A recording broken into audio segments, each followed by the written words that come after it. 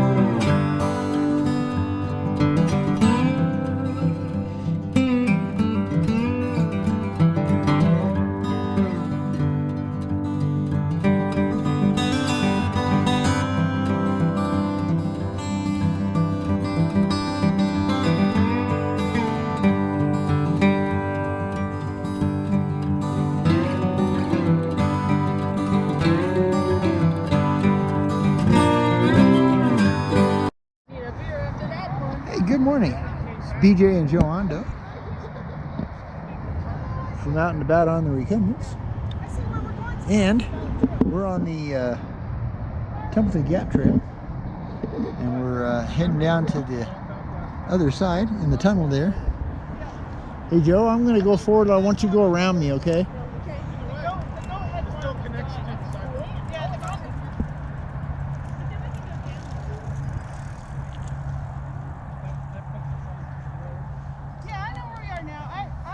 Okay. I just went the same route that we went. All right, so I thought we were going. here, give Joe a minute or two, and here we go.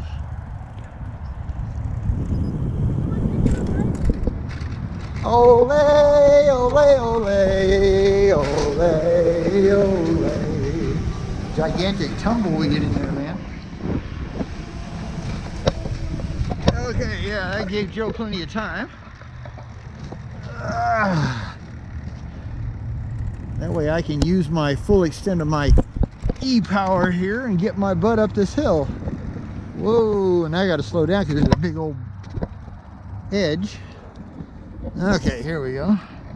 Oops. Howdy. Yeah. Pretty crowded trail this morning. Just ran into a whole bunch of regular bicycles trying to come up that steep hill, and not real that incline, you know, going up to the trail on the other side of Union Boulevard here. And a lot of them had to get off and walk because it's a lot steeper than it looks. Yeah, so now we're on the other side. We're heading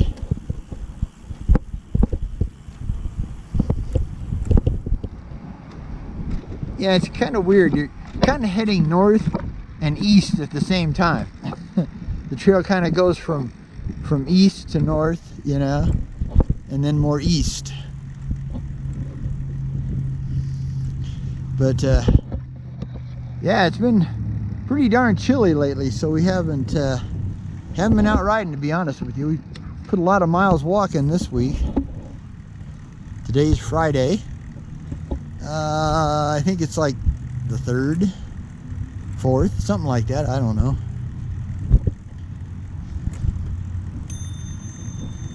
Passing on your left, thank you. And yeah, let's see. Well, Monday's the 6th, so Saturday be the 5th. So day be the 4th, not the 3rd. It's the 4th. May the 4th be with you. I know that's supposed to be only in May, but what the hey. Yeah, like I said, we're on the T-Gap or Templeton Gap Trail. Goes along the Austin Bluffs area up here. You can tell by those funky looking rock formations. I don't know. You won't get a really good view out of this camera because it doesn't do a telephoto at all, but yeah.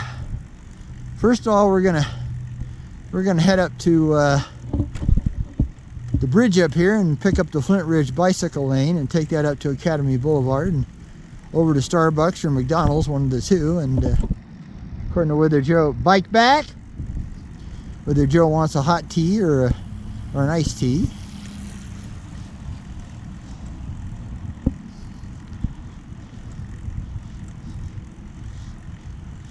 does amaze me how many older folks are really fast, man. Of course, you know, when they've got a 20-pound bicycle, you know, that really helps. I probably have 20 pounds in gear between dual locks and tools and tubes and my vest and my rain gear and all that stuff, you know, that if you don't have a car, somebody can run to real quick.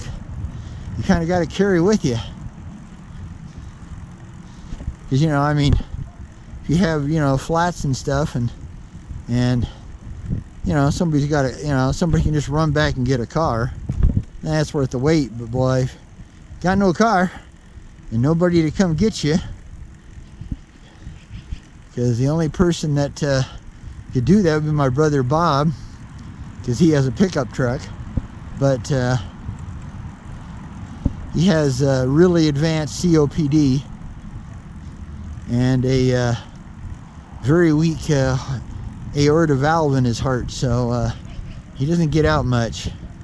So I don't want to, you know, don't want to bother him for something like a flat tire. I just have to figure out how to fix it. I mean, I can fix a flat tire. It's just a little harder on trikes, you know. With a bicycle, you can just turn it upside down. Trikes are a little trickier, especially Joe's with the rear wheel hub motor, because you got to undo, you know, wires and stuff to be able to, you know, pull the wheel off. Now, I know a lot of you folks are good enough to where you can not pull the wheel off, just put the tube in there and blow it up. I've never been very good at that. Every time I do that, I pinch the dang tube. So I try to get to where I can take the wheel off.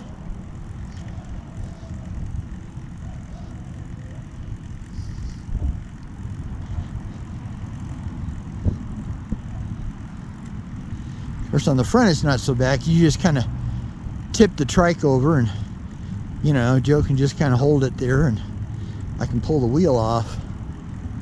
But the rear is a lot more tricky.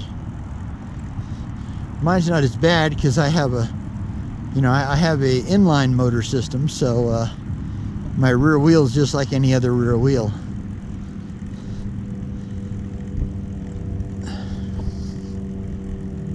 On any regular bicycle.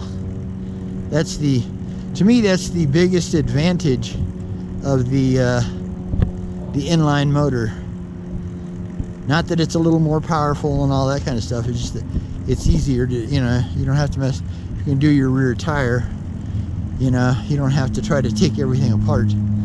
Where with Joe's, I mean, there's at least 2 or 3 wires, you know, that are going to the rear hub, and the spacing is just barely enough to get that wide hub straight. In other words, don't go left.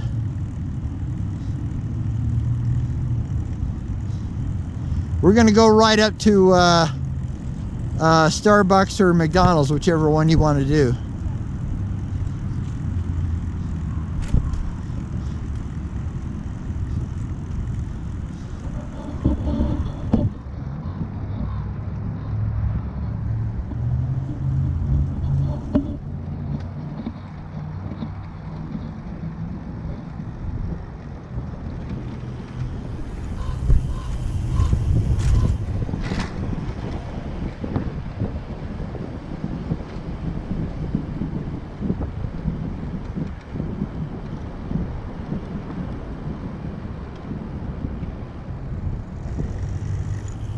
I'm going ballistic.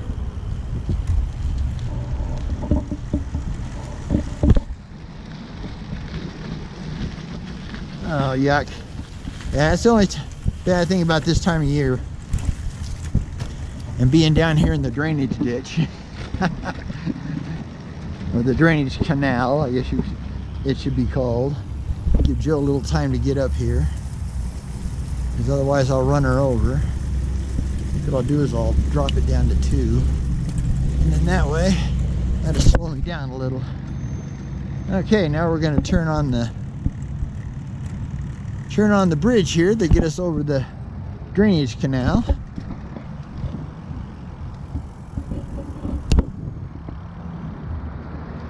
And now we're on the Flint Ridge bike lane,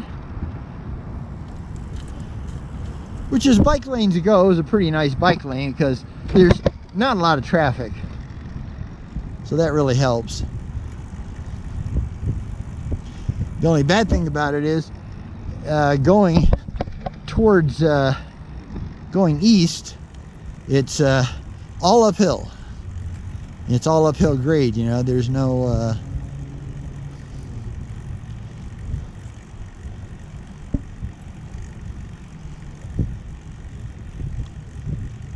yeah, I'm having a strange problem with my computer. We have bike computers from a company called it's XOSS, you know, however you pronounce that. I pronounce it Cross, but I don't know how other people pronounce it, so we'll just go with Cross. And or Exos, I guess it could be Exos. And you know, mine's a bike computer and a GPS, even though Joe's runs off a GPS just like this one. It doesn't have, you know, where you could put in, I guess they call it a route book, and where it will show you where to go, you know, where mine does. Although I'll be totally honest with you, I don't have a clue on how to use it. I really don't. Serious business. I'm just not very good with stuff like that. I'm old-fashioned. I'm a map kind of guy. Give me a map and I can find it, but you know, do it on the computer and it just drives me, I just don't know. Howdy. And so yeah, like I said, the one nice thing about this particular bike lane is it has very little traffic. I mean very little traffic. Yeah, I've been trying to experiment with my you know, the seat angle and stuff on my trike because well, I have gastric problems. I don't know exactly what they are, and the doctors don't seem to either. You know, my family has a history of UC and colitis and that other one I can never think of the name of, the worst one. I'll think of it later. But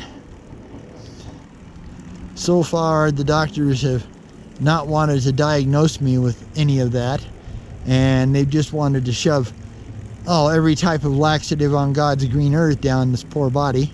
I just finally gave up. I just quit taking them all because they don't do any good. Sometimes they make me feel worse than I already do, and what I have is just very uncomfortable all the time. And so I was hoping maybe, and I've noticed it's funny when I walk, even though it bothers me a little more, things work a little better. Not a lot, but a little. But if we ride, I seem to get bungled up. And yet, I'm actually much more comfortable when I ride. So, you know, there's some weird stuff going on there. But we're looking at a different medical thing. Right now we're with United Health on their Medicare Advantage plan, and but we're looking at going with a kind of what they call, you know, it's like an overall company called PACE, P-A-C-E, and you know, they really work with the idea of you know, getting everybody coordinated and figuring out what's wrong with you, and they work specifically, well, not specifically, but they most of their work is with seniors.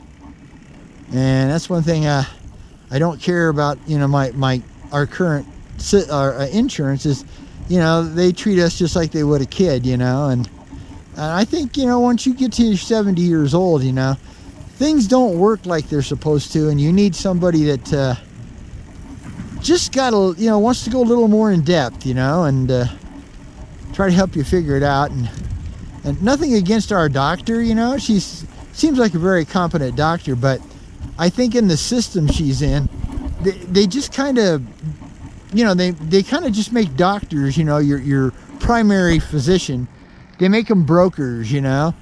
You go in, you tell that doctor, she sends you to a specialist, you know. But sometimes you need You need somebody that's going to take a little more time and try to piece it all together instead of trying to do it piecemeal, you know. We'll try this, we'll try that, we'll try this, we'll try that.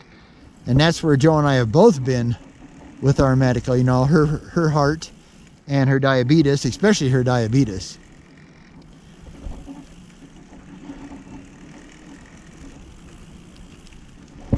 As bad as my gastric problems can be at times, I will thank the Lord I don't have diabetes, because what she goes through is just horrible. There's no other way to put it. And the doctors are, I don't know, the doctors seem really uncaring, you know, when it comes to diabetes, you know, like you brought this on yourself. Well, she's not overweight. She's only 120 pounds, you know. She's 5 foot tall. She's 120 pounds. Yes, she's like me. You know, too much of it's on the front end, but still, you know, she's not heavy. And, you know, we ride. Last year we rode over 3,000 miles, and we walked over 1,000 miles. I mean, that's in 1 year, folks. Yeah, that's pretty darn good. And that doesn't count the daily exercises that we do. You know, we do warm-ups and light calisthenics and stretches, and you know, we do all that stuff, you know, and it never seems to be enough, you know. I mean, it's just like, although it is funny, because sometimes when you when you show them your stats off of Strava, you know, which is a mile tracking app on your phone, when you show them your stats, their eyes bug out a little, you know, because they're not used to people our age being as active as we are. And of course, now, you know, a lot of us, because we don't have any choice. Now let's be fair, you know. If you don't have a car, you got two ways to get somewhere. You take the trike, or you walk. I mean, yeah, sometimes, according to what we're doing, we can take the bus. But I don't know about bus service where you are, but the bus service in Colorado Springs, only one word describes it: sucks royally. 2 words, because it does. It's terrible. And forget trying to, you know, like take a grocery, you know, one of those little pull carts and get food. Yeah, forget that, boy. Them bus drivers, they give you the nastiest looks on the planet when you drag stuff on their bus, okay? That's why I built us a cargo trailer, and we use the trikes. But of course, you know, this time of year, January, it's winter here, you know, and man, it's like Tuesday and Wednesday, it's supposed to snow, you know. And we get our Social Security retirement check this Wednesday, but if it's snowing, we can't, you know, we can't go shopping, because like I said, you can forget the bus. On the taxis, are even worse, and I never have figured out how to use Lyft or the other one. Just never have. And you know, every time I try to use it, it just doesn't work. You know, I can't get their app to work for me. So and like I said, the taxis are, well, we used to have yellow cab here, and they were pretty good, but now we have something called Zip. It replaced yellow cab, and they're absolutely horrible. I mean, they are, you know, you can get one, you know, get to your store, get your groceries, and it may take them 4 hours to get back to you, you know, or maybe never. So that's not a cool thing when you're sitting there with, you know, a bunch of frozen foods and meats, and, well, not a bunch of frozen foods, but some frozen foods, meats, that kind of stuff, you know. You got to get that back to the barn as fast as possible. So what we do is we have cold bags, and then we put the ice blocks inside of them, And it is amazing, you know, we've been able to pick up ice cream, and you know, now we get a special type of ice cream. It's called Carb Smart, because it's lower in carbs and much lower in sugar, much lower in sugar. And we don't eat a lot of it, but hey, sometimes you just got to splurge a little. And it's not bad, to be honest with you. It tastes pretty good. I think our favorite flavor is chocolate. But then my wife has turned me into a chocoholic after all these years. So her mission is complete. How does Darth Vader put that? The transformation is complete. So now I am a chocoholic. But since my wife is now a type 2 diabetic, guess what? It's got to be sugar-free chocolate. Or as absolutely low as possible in sugar. So regular old Joe and I cannot just go out and buy a Hershey bar or a Milky Way or any of those wonderful, delightful, horrible things that would kill her or put her in the hospital if she ate it. But no, so you know, about the only thing we get every once in a while is Hershey does make a sugar-free a miniature candy bar. They don't make a decent sized one, which is a real shame. But better than nothing. Okay. We gotta wait for this van here.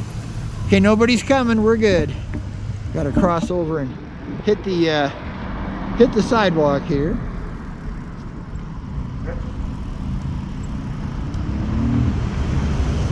Because we're almost at Academy Boulevard. McDonald's and Starbucks right on the corner across the way there. So yeah, thanks for coming along, and as usual, we'll get back to you. Alright, yeah, go ahead and go down.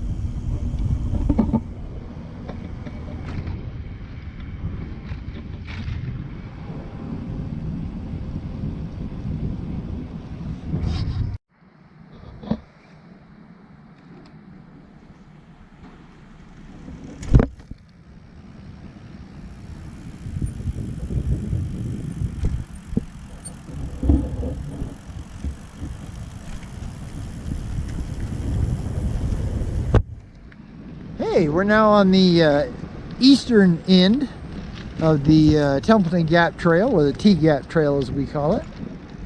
And we're going to be working our way over to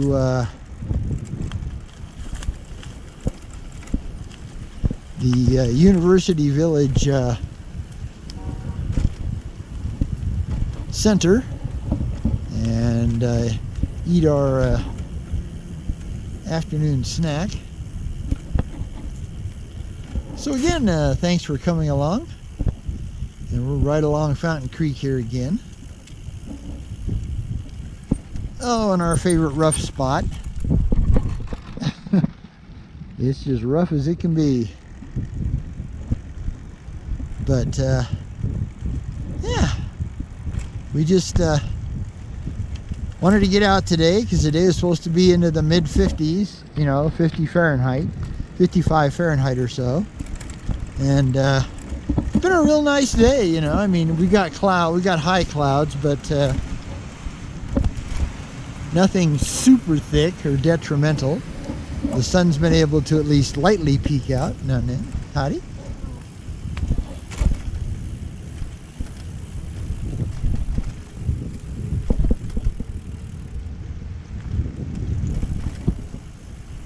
Now we gotta cross over the bridge that'll take us over to the Pikes Peak Greenway.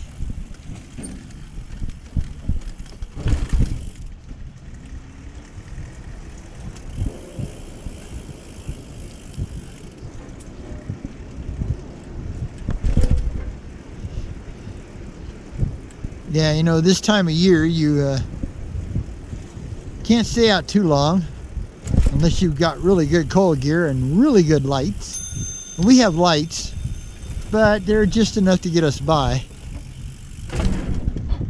They do help us see if it's really dark, but they're really more for people to see us.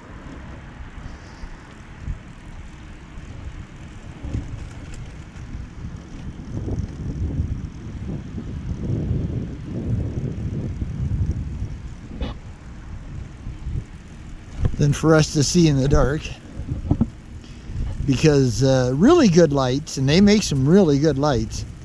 There's several different brands. I don't know them all, but they're quite expensive. Very powerful. Some of them don't last very long. You know, that's the problem. They're very powerful, but they don't last very long. You'd think they'd want to build, you know, something to give you some serious light but last, you know, like 10 hours, you know, on a charge. Yeah, someday they'll probably do, you know, get to that realm, but right now they're not there yet. I mean, Joe's got a 500 loom up front, and I've got I got a 300 loom up front. I'd like to get another one and add to it, and then I'd have a 600. So we'd be a little more even. But we do try not to get, we try very hard not to get caught out at dark this time of year, because, you know, once that sun goes down, whew, temperatures drop fast, and no fun, you know, doing stuff in the dark. No fun whatsoever.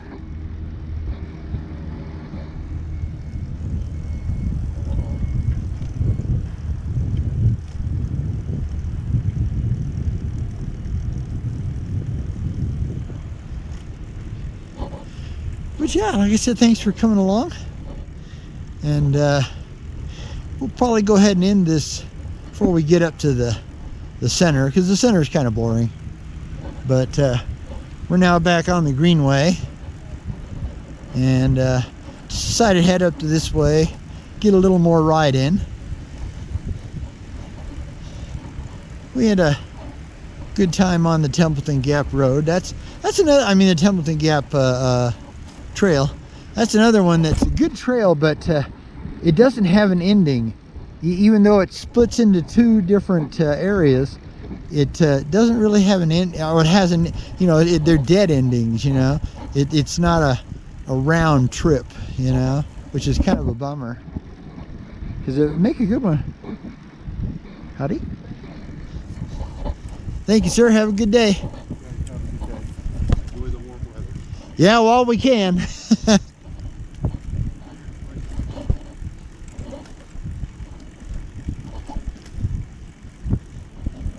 Yeah, just we thought about getting out yesterday, and we probably could have. It was 50 degrees, but yeah, there was quite a bit of wind yesterday. Oh, bobble bumps.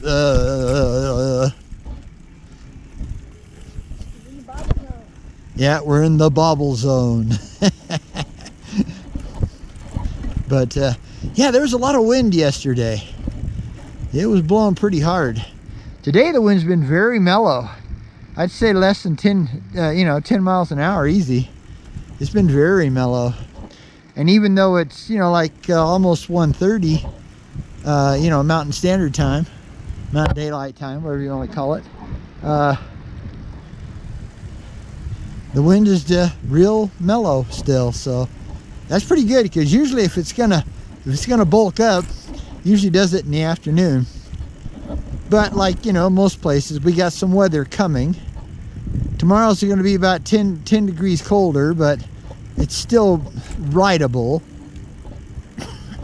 But then by Saturday evening, it's supposed to start coming in, and the temperatures to be dropping down, for the highs in the 30s, 30 Fahrenheit.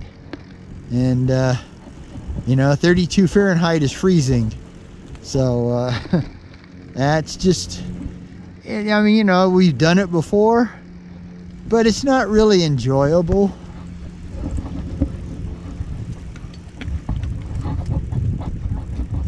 We rode, like we talked about before, we rode motorcycles for years. We were motorcycle touring riders. We were not bikers, okay?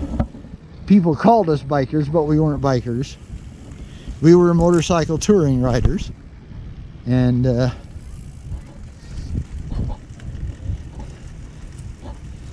sometimes you take a ride in the winter, call it a cabin fever ride. Howdy. Howdy. Hello. Oh, I like the color of that bike. I like that bright yellow. But now here comes a guy on the unicycle. Howdy. Howdy. And but yeah,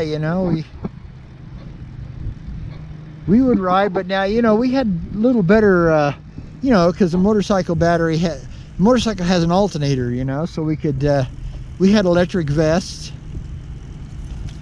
We never had electric gloves, although it might have not been a bad idea. But we had electric vests and stuff like that, and warm, really heavy-duty clothing and heavy-duty long underwear, because you can wear that on a motorcycle because you're not pedaling and you're not sweating to death. So, but on the bicycle, or the tricycle rather, it's kind of a strange deal, because you don't want too much gear on, because then you just turn into a big pile of sweat, which is like no fun, because you just get cold.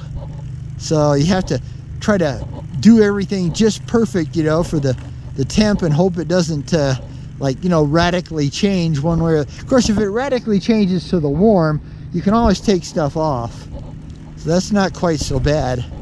But if it radically changes to the cold, you may just not have enough gear, I mean, like today, we probably could get, we got a tandem coming. Tandem back. Howdy.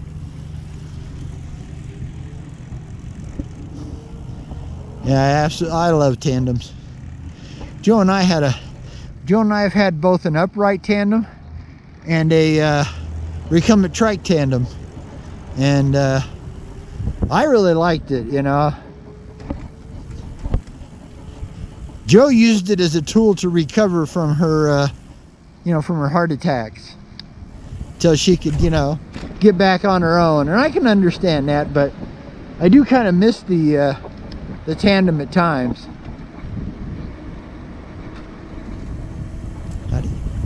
Because we worked pretty good as a tandem team, you know. Some married couples don't. They always tell you, you know, you find out how good your marriage is, you ride a tandem. Especially the older style like we had, you know, that didn't have the independent pedaling system. So you had to coordinate between the two of you. But we never had a real problem with it. We were really quite good at it. It took a little while to get synced in, but once we got synced in, we were, you know, we were rocking. We could almost sense, you know, when we needed to, you know, like, you know, pedal harder or whatever, you know. So, like I said, if we were, you know, wealthy and loaded and had a home of our own, you know, where we had a garage, howdy, and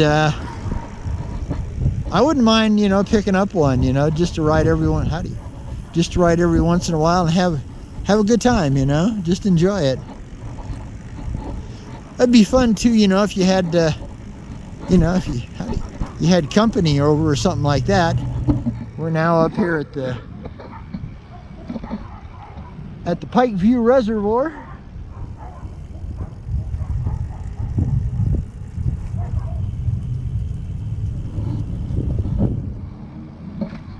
I still wonder to this day why they didn't call it the Peak View Reservoir, because, you know, it's got a nice view of Pikes Peak. I don't know why they call it the Pike View Reservoir. Got some folks out here fishing.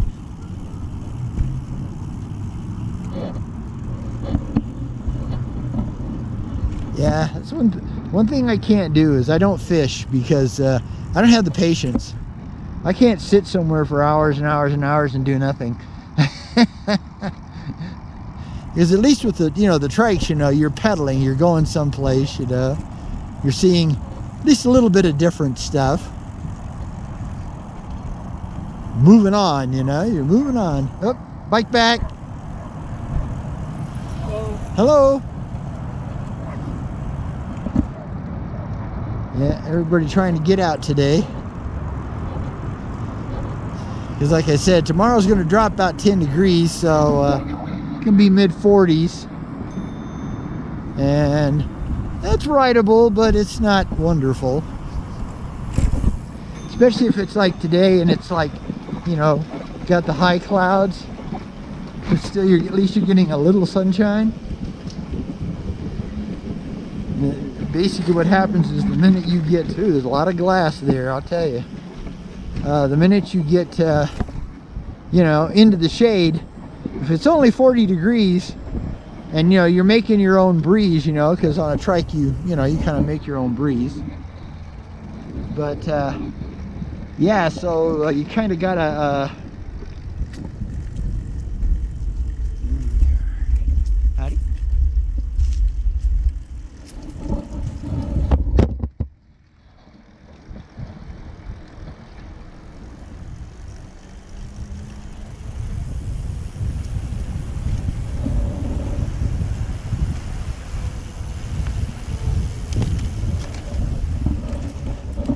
That was one of the Greenway markers. Thought I'd try to get that in there for you. But yeah, like I said, you know, you make your own breeze. Bike's back. Howdy.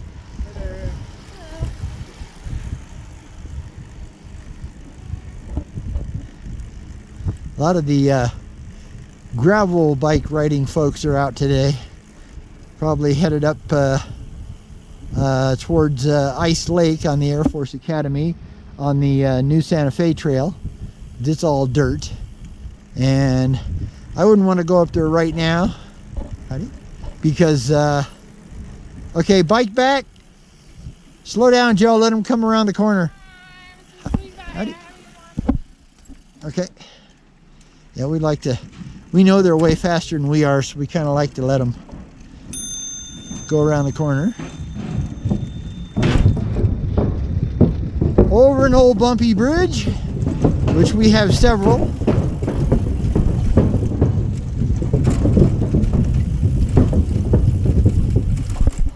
kind of hoping that's the next one they actually cement. That would be good.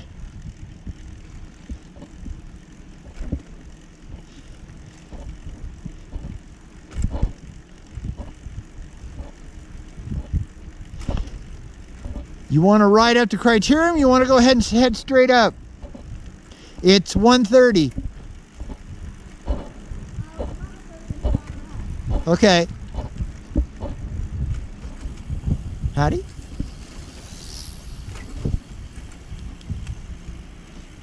Might want to go into 2.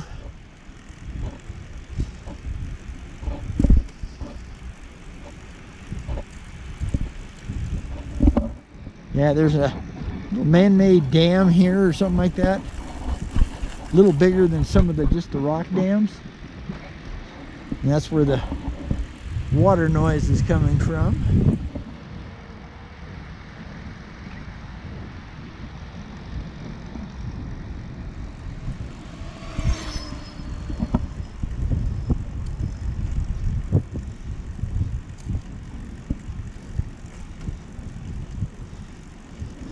So yeah, we'll take you up to the top of the hill. Got a big old incline we got to go up to get to the center off the Pikes Peak Greenway. And then that's probably where we'll go ahead and enter today. So remember, it's enough to be on your way. It's enough just to cover ground. It's enough to be like Joe up there and be moving on. Please like, share, and subscribe to our full-time subscribers. Bless you. Thanks for sticking with us. If you're new, welcome. We'd love to have you as a full-time subscriber. Please, if you don't see a video in a while, check out our blog. We have a blog on blogspot.com. http://bjandjoe.blogspot.com. Yeah. Because sometimes I just get lazy and don't want to do a video, and we'll just put it on the blog. Although the blog can be a little more behind, because I'm going to be about 2 rides behind, but might give you a little more detailed setup about what's going on. And we usually try to add at least a picture or 2. So, but that gives you another thing to check us out on. I know blogs are kind of old-fashioned now, but I still like a blog. I like being able to put it on, you know, put it in a readable format and check it out. So, okay, Joe, hold on a minute. I want you to stop.